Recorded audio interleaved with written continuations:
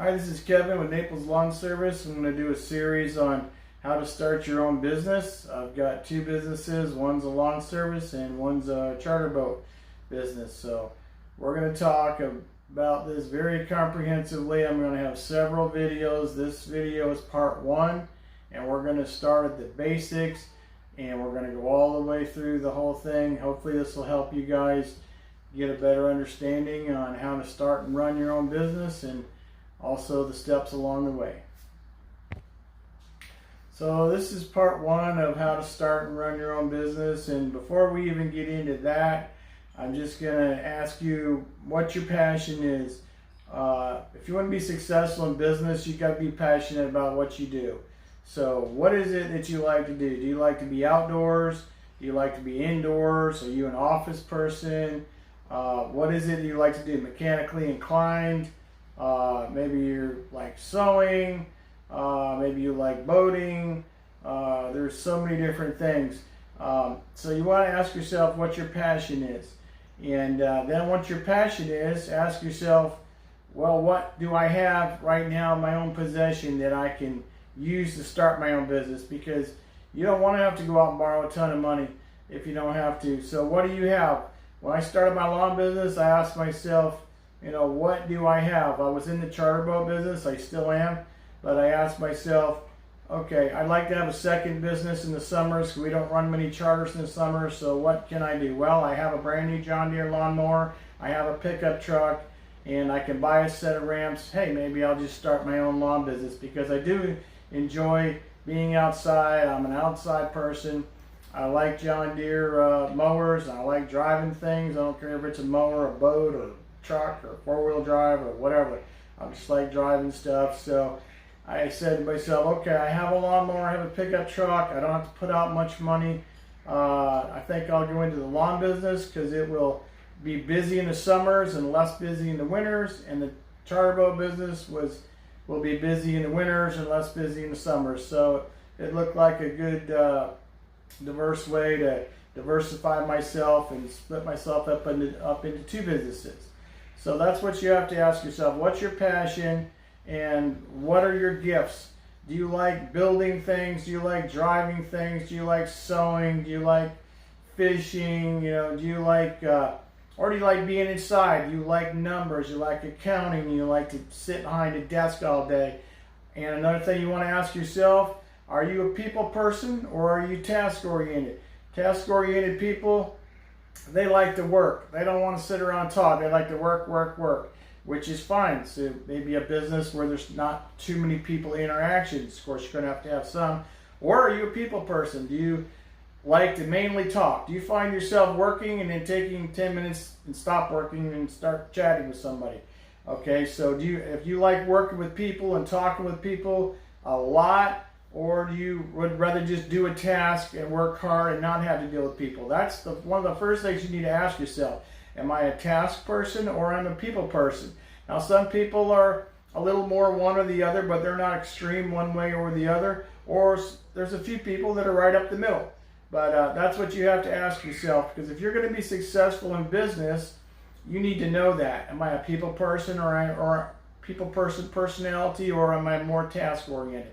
So if you know that about yourself, if you know that you're more task-oriented and you really don't like working with people too much, then you do need to work on that a little bit, because you are going to have to work with people in business. But if you're a people person and you don't have any task skills, you're not a hard worker or whatever, well, you're going to have to work on that, because you're never going to be successful in business either. So those are the things you need to try to identify about yourself. Your passions, the things you have on hand that you can start a business with without money, and are you task or are you people oriented? Now, when I started my charter boat business, I had a personal boat behind my house. I had the passion for fishing and boating, and I was a professional fireman. But some of us decided, well, hey, let's go to school and get our captain's license. So we did. And then once we got our captain's license, we said, well, we got boats, and we got the knowledge, and we got the water. I live right here on the water in Naples, Florida, and said, well, maybe I'll try that. And so that's how I got into the fishing business, because I already had some of those things. So you have to ask yourself, what do I have in stock right now in my house? What tools do I have? What things do I have that I don't have to go out and buy, but automatically they're going to turn into a business expense. Okay, now next I'm going to just talk about don't quit your day job. Okay, everybody talks about going into business, but it takes years for you to build up that business. When I was a professional fireman, I was in the charter business for 3 years on the side as a secondary career before I transitioned. Then I retired from the fire department. I was in the charter boat business for I think about 9 or 10 years, and I started the lawn business. And the lawn business took about 3 years to get built up. So either don't quit your day job, or somebody in the house needs to have a steady income. Like, if you want to start a lawn business and your wife has a job with the county down there or the bank or whatever, she has a steady job, then that's good. But somebody needs to have a steady job to keep paying all the bills while you're soaking all your money into this business or building up customers. So that's what you want to remember. Don't quit your day job, or if somebody in the house, your spouse or whatever, has a steady job, then that's okay. You can quit your day job, I guess.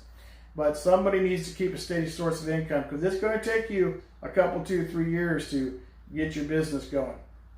Now, you have to ask yourself, why do you want to start your business? Is it because you love what you're doing and you want to help others and get paid at the same time, or what? If you're trying to start your own business to get rich, then you're probably not going to get rich. Okay, your focus has got to be on, I want to do something. I want to enjoy doing it. I want to help other people. I want to provide something fair and nice, a service, a product, whatever. But if you're just saying, well, I want to make $1,000 a day or $2,000 a day, that's my goal. Well, you're not going to be successful. Your goal shouldn't be to become a millionaire. Your goal should be to do something you like doing. And if you like doing it, you'll be successful at it. And then when you're successful at it, you're going to make lots of money at it. So that's the order it should be.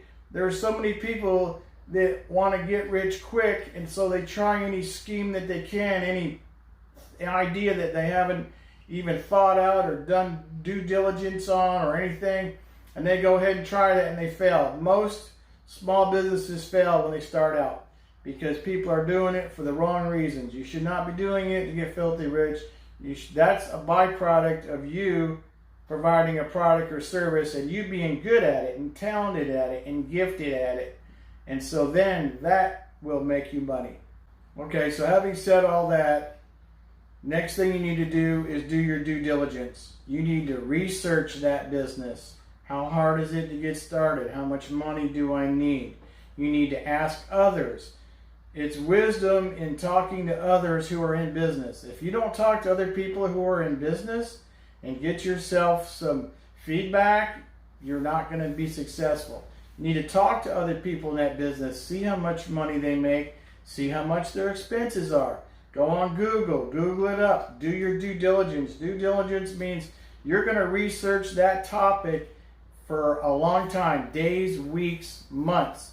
And you're going to research it. You're going to talk about it with your spouse, and you're going to throw things back and forth. You're going to sift it out. If you rush into something, you're probably going to fail. Slow down, have patience, and go do your due diligence on that thing that you think that you want to be in business with. All right, and one more tip for you on this video.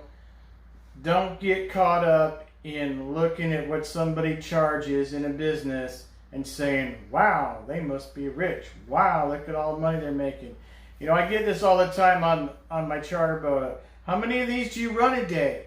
So they're adding it up. Oh my gosh, this guy's making $400 a trip, or he's making $1,000 a day, or whatever. They're like, wow, this must be really lucrative, And that is not the way it works.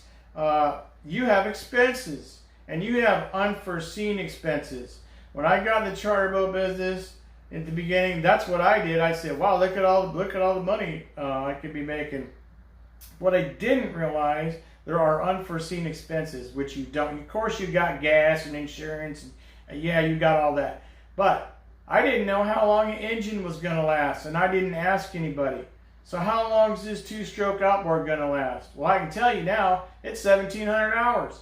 Okay, so what that means to me is I'm going to blow an engine every 2 or 3 years. I'm blowing it. It's done.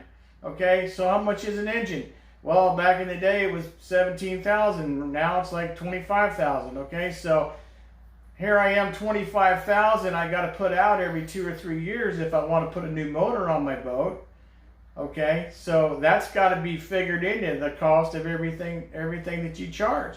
And just like the lawn service, you know, how much money is that guy making a day? Well, he charges me this much. He must be making this much. He must be making 500 a day or 1,000 a day or whatever. No, it doesn't work like that. You know, right now I got gas at $4.55 a gallon. It's higher than ever. We're actually $4.75 a gallon. Whatever. There's gas. There's insurance. How long's the mower gonna last? How long before you blow the engine on your mower? How about your deck? How long's your deck gonna last? So there's unforeseen things that when you're figuring out, when you're looking at other people and you're envying them or you're almost jealous of them, it's look at how much money they're bringing in. What you don't know is how much money goes out in that business, and that's really what you need to know.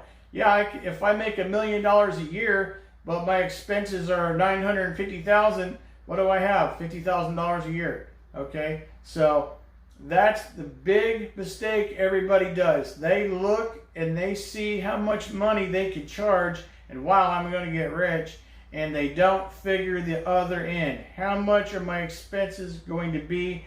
And leave some room in there for unforeseen expenses, like I was talking about with a charter boat and blowing the engine every 2 or 3 years.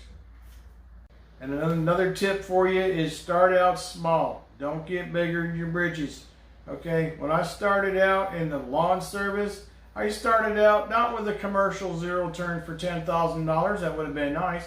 But no, I started out with the one I had in my house. Okay, it was a LA 110 John Deere. Okay, it's a little 42-inch deck, small deck, residential mower.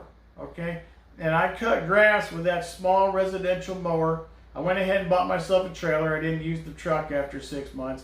But I got a little lawn trailer for $1,500, and I got myself one weed eater, you know, one edger, and one little blower, and one little mower. Okay, you don't have to start out like a guy that's been doing it 10 or 20 years. Okay, if you try to start out with a guy that's been doing it 10 or 20 years, it might not work for you. Okay, start out small. I ran them residential mowers.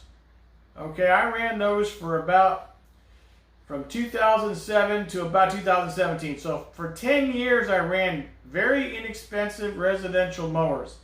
Okay, and when the deck went, I got a new deck, or I got on Craigslist, or I picked up some other used mowers that were $4 a piece, and I brought them home for parts, and I just kept on swapping out parts and keeping them going, and then I'd find another used residential mower on Craigslist. It would be like $600 or whatever. I'd bring that home. That would be my new mower. And I went like that for 10 years. And I also went debt free.